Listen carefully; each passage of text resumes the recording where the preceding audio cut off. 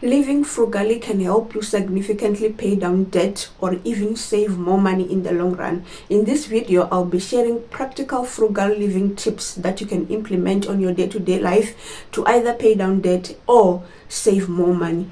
Tip number one is that you need to cut down on your housing cost. This means that you either move into a more affordable area, sell your house, or negotiate better interest rates with the bank for you to be able to afford to pay the house that you are living on.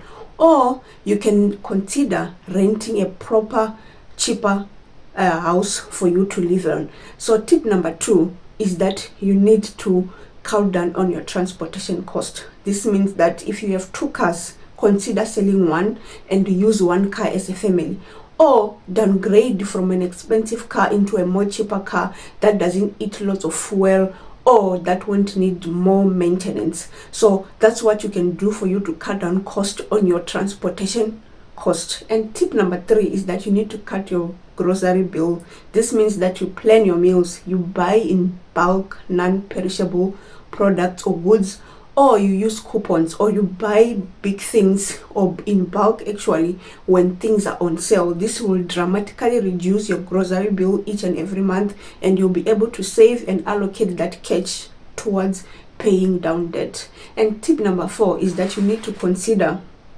buying second-hand.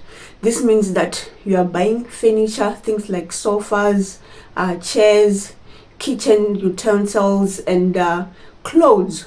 Buy them at a charity shop. I know most of these tips need a complete mind shift when you are starting to practice frugal living. So things like buying second-hand, if you are not used to it, you just have to have that complete mind shift to say, I'm gonna do this for me to be able to pay down debt or save more money towards a certain goal that you have. So consider buying second-hand, things like sofas, things like plates, things like clothes for kids. You can really find new things at the charity shops that you can reuse over a long period of time.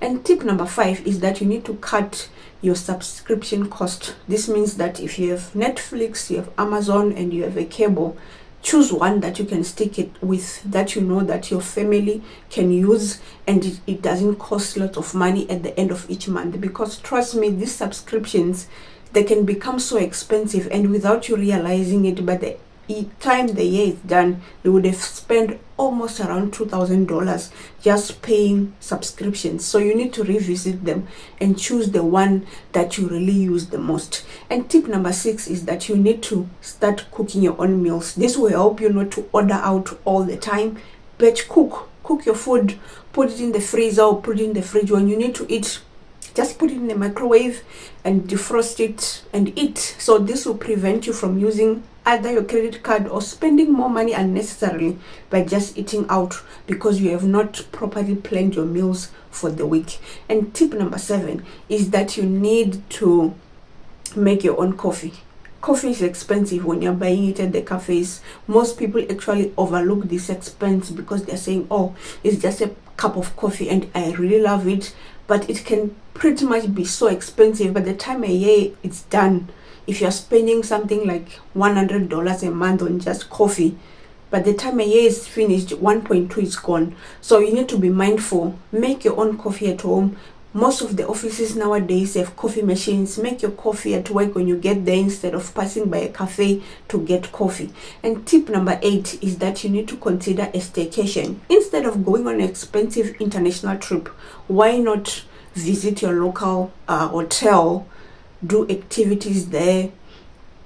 It can actually be super cheaper than you trying to book an expensive trip using a credit card that will take you lots of months without being able to repay it. So consider a staycation with the family. And the next tip, which is tip number 9, is that you need to exercise for free. It's really hard, but most of us actually take on those gym membership subscriptions and never go.